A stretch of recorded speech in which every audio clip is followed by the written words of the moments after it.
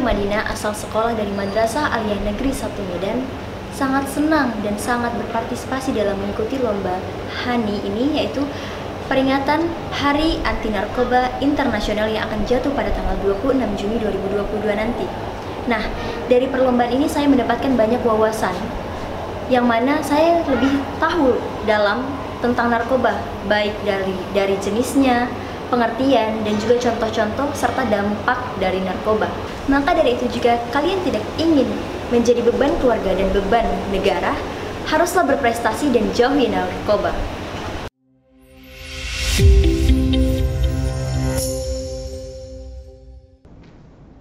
Pergi apel naik kapal selam, pulangnya naik kereta uap. Jikalau saya nanti memberi salam, jangan lupa hadirin menjawab. Pergi ke sungai memancing ikan, ikan kecil ikan arwana. Salam sapa saya ucapkan, assalamualaikum para hadirin semua. Assalamualaikum warahmatullahi wabarakatuh. Salam sejahtera bagi kita semua. Salam, Om Swastiastu, Namo Buddhaya, salam kebajikan. Perkenalkan, nama saya Nur Madina. Saya berasal dari sekolah Madrasah Aliyah Negeri 1 Medan. Puji syukur kepada Tuhan Yang Maha Esa, alhamdulillah sampai sekarang detik ini saya masih diberi kesempatan untuk masuk ke grand final ini.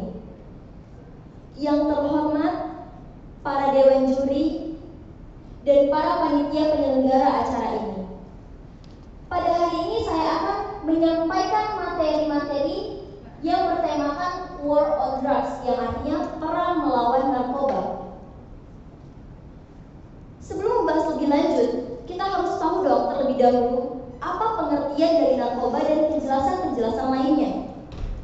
Narkoba merupakan singkatan dari narkotika dan obat-obatan. Adapun istilah lain dari narkoba ialah naza dan nafza. Apa naza? Naza adalah narkotika, alkohol, dan zat adiktif lainnya. Sedangkan nafza adalah narkotika, psikotropika, dan zat adiktif lainnya. Nah, dari sebutan-sebutan tersebut, kita harus tahu dong apa sih pengertian, apa sih penjelasan, apa sih maksudnya.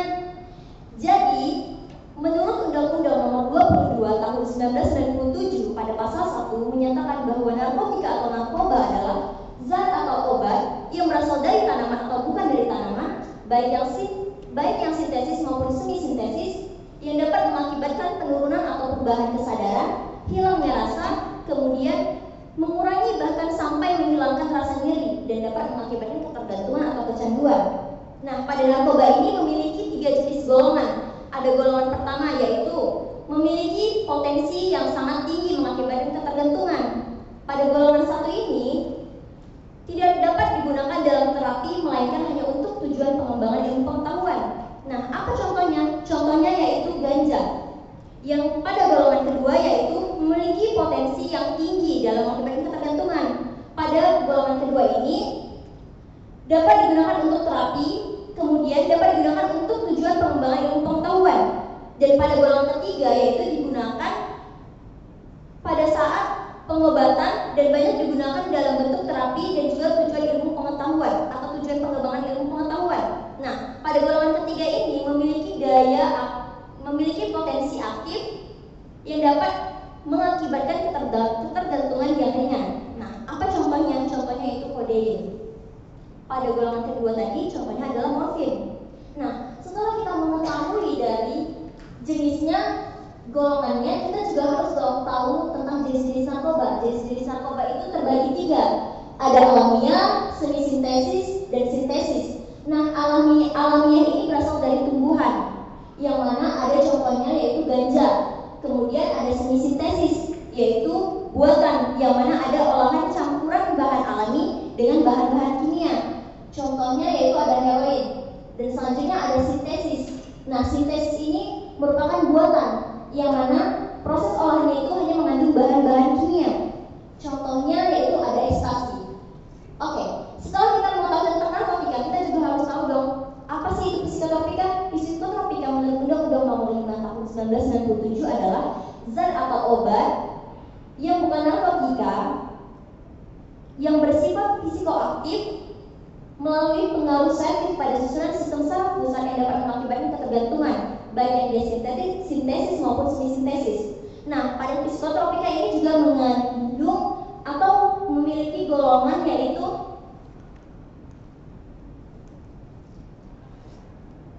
pada psikotropika ini juga memiliki golongan. Ada 4 golongan. Golongan pertama yaitu memiliki daya aktif atau daya candu yang sangat kuat.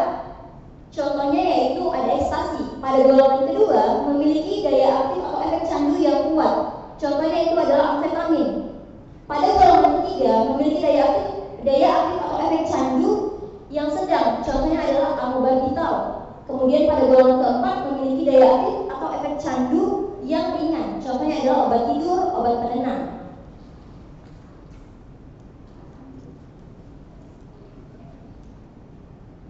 Nah, selanjutnya apa sih faktor penyebab orang-orang melakukan atau menggunakan narkoba?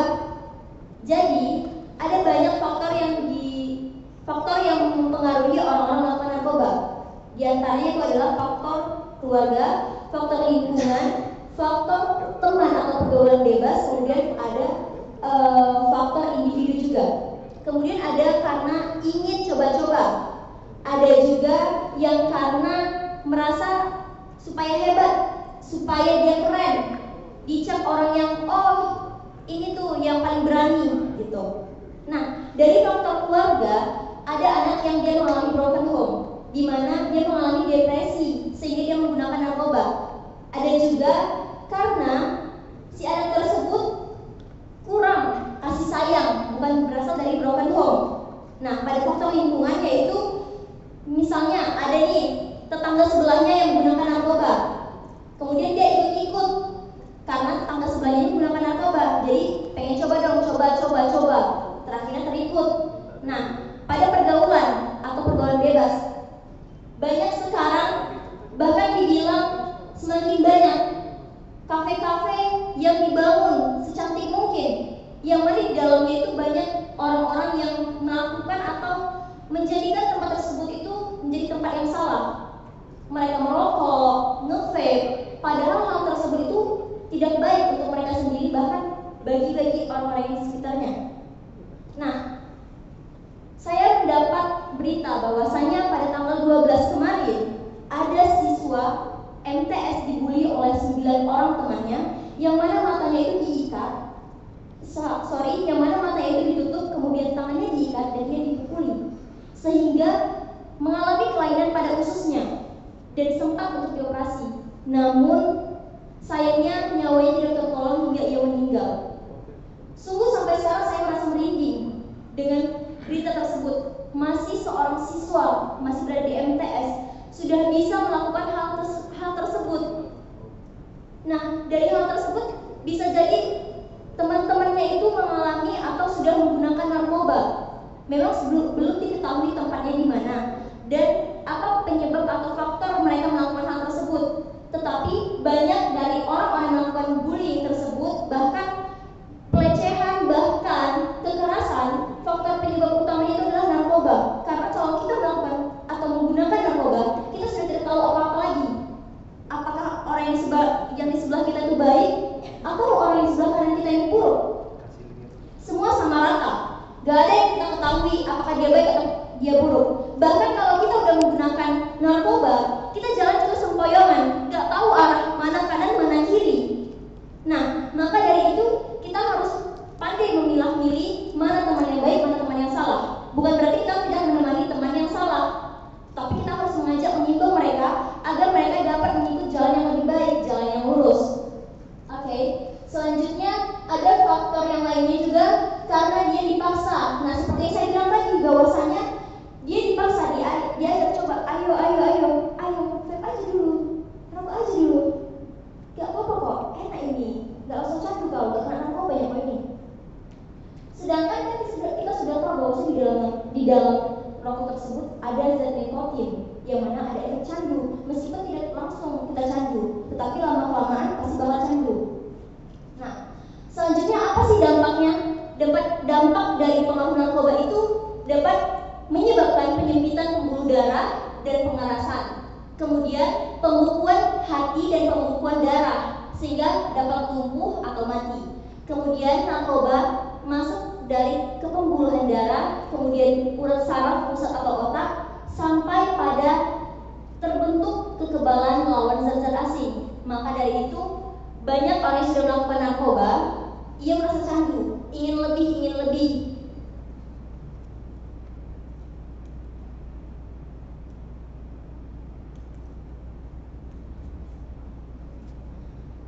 Nah, setelah itu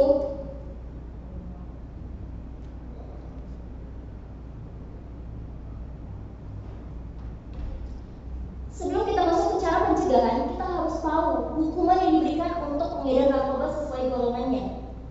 Golongan pertama, sanksi bagi pengedar narkoba yaitu tertera pada pasal 116 sampai 116 Undang-Undang Narkotika, yang mana dijerat hukum minimal 4 tahun penjara dan maksimal adalah pidana mati, serta jika didenda yaitu minimal 800 juta dan paling banyak adalah 10 miliar.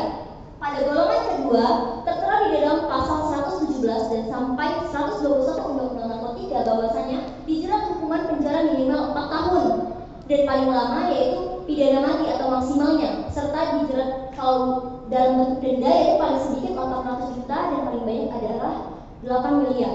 Dan pada golongan ketiga, sanksi bagi pengedar narkoba golongan ini tertera di dalam pasal 122 sampai 126 Undang-Undang Narkotika, yang mana minimal yaitu mereka akan dijerat hukuman 2 tahun penjara dan yang paling lama adalah 12 tahun penjara.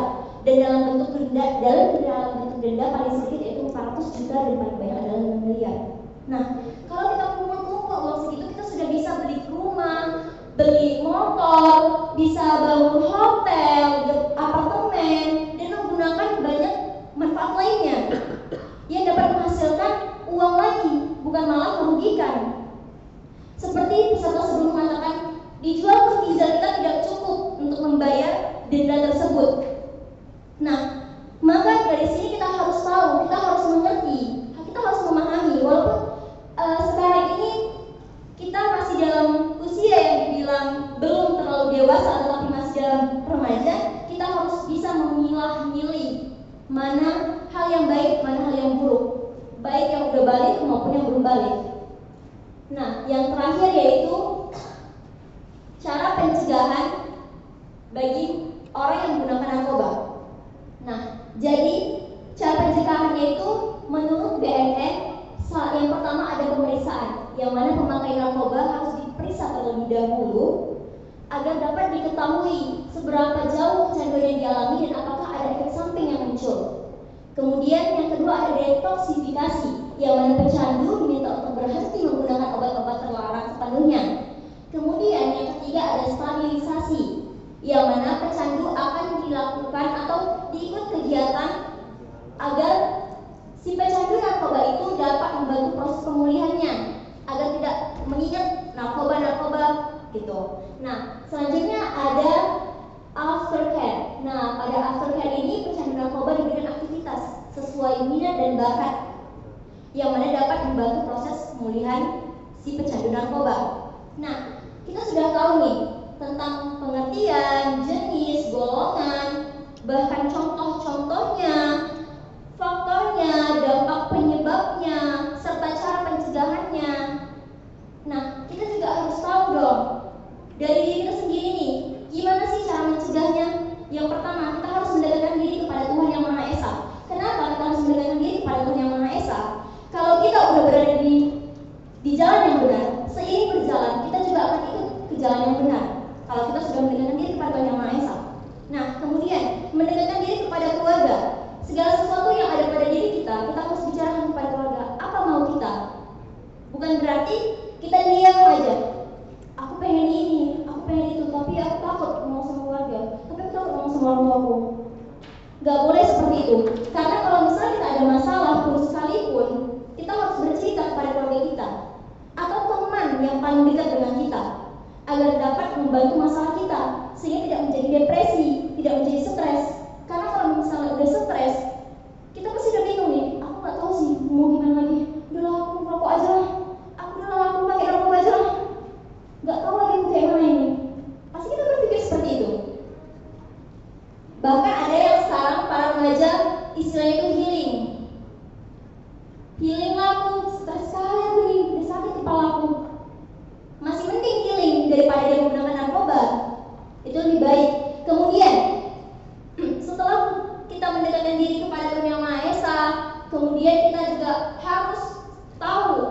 bahwasanya narkoba itu tidak baik, harus mengenal narkoba lebih dalam, tidak hanya mengenal bahwasanya itu narkoba, narkoba, narkotika dan obat-obatan, tidak hanya seperti itu. Kita harus tahu lebih dalam bahwa narkoba itu mengandung ini, mengandung itu, sehingga tahu bahwa penyebabnya itu apa. Nah, yang terakhir adalah kita harus mengetahui bahwasanya ada badan, yaitu BNN, yang dapat membantu kita, membantu apabila yang terkena dari narkoba, agar dapat kita laporkan kepada pihak yang berwajib, agar dapat menangani orang tersebut. Oke, mungkin sekian yang dapat saya sampaikan. Mohon maaf apabila ada salah kata. Wabillahi taufiq wal hidayah. Assalamualaikum warahmatullahi wabarakatuh.